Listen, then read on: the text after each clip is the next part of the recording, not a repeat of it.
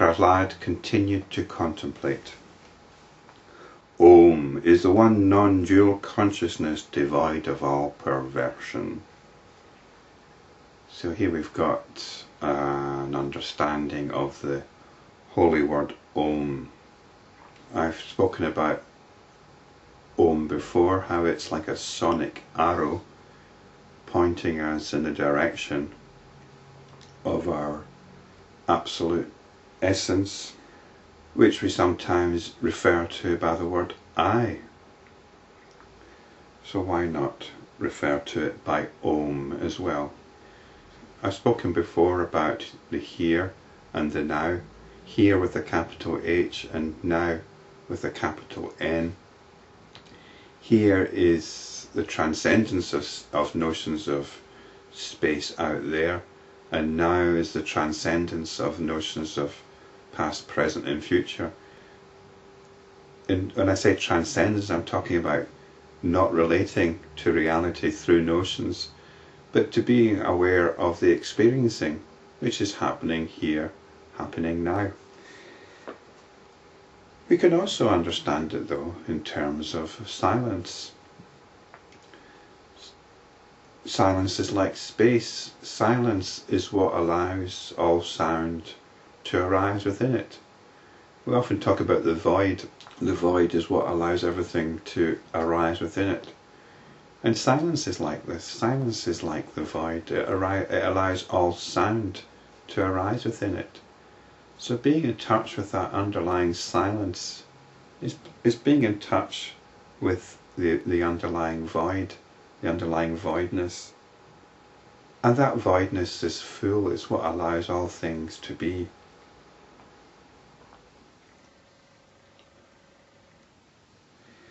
Whatever there is in the universe is the one self. It's interesting to ask when reading this,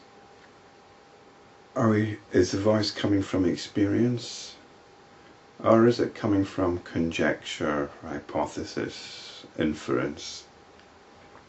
We really are only interested in the voice that's coming from experience. So when it says here, whatever there is in the universe is the one self.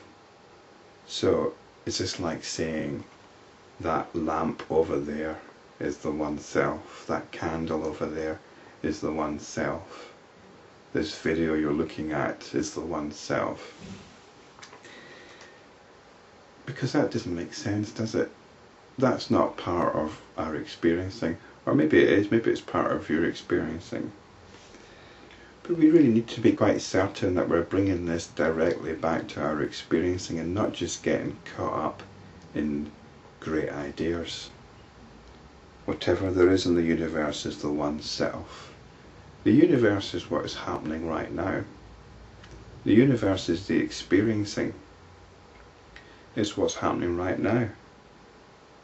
It's happening within the self, and it is the self that's doing it.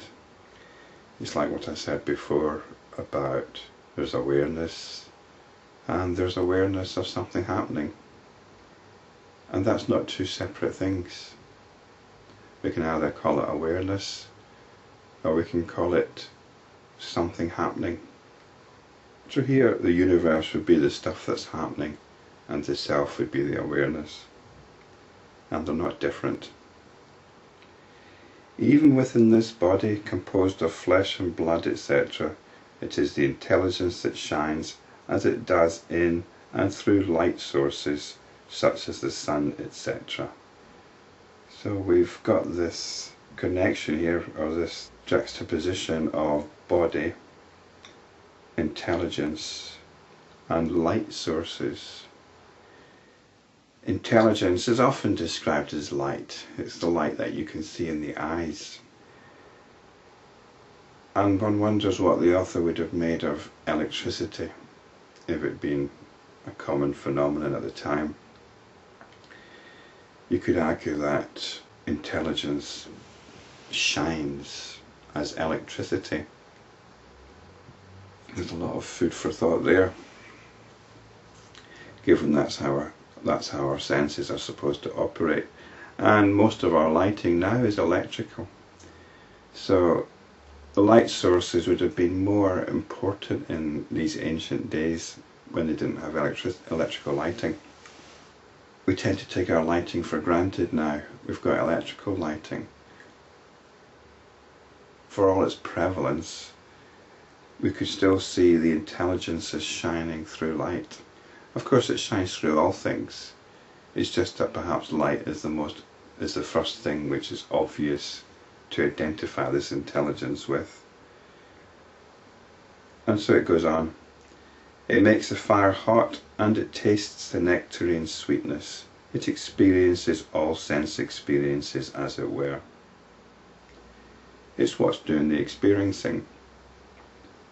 It's that experiencing which we normally categorize into sense experiences. So it makes the fire hot.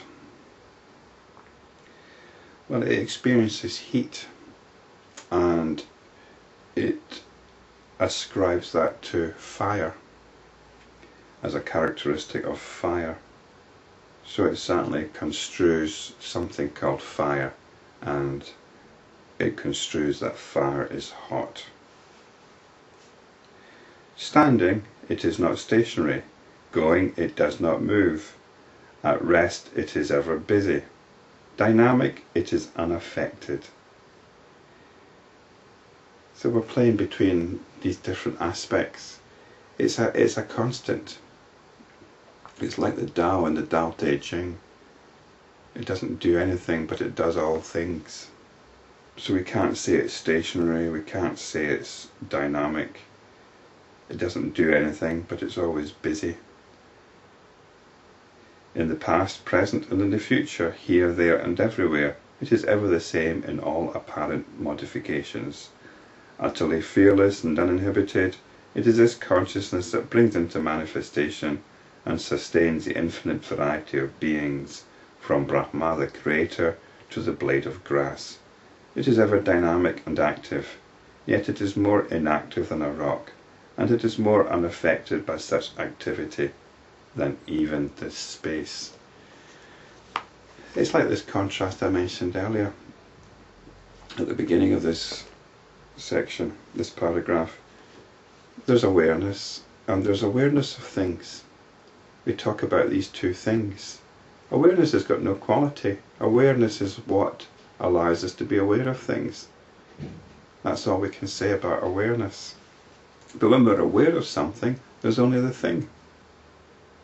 So the thing is doing things. The thing has got qualities. The thing might be moving. The thing might be doing lots of work, very busy. But the awareness which is aware of it is not doing anything. So this is the contrast, and there's no difference between the awareness and the thing being aware of. So this is why we can say it's at rest and it's moving. We can say it's active and it's inactive, and so on.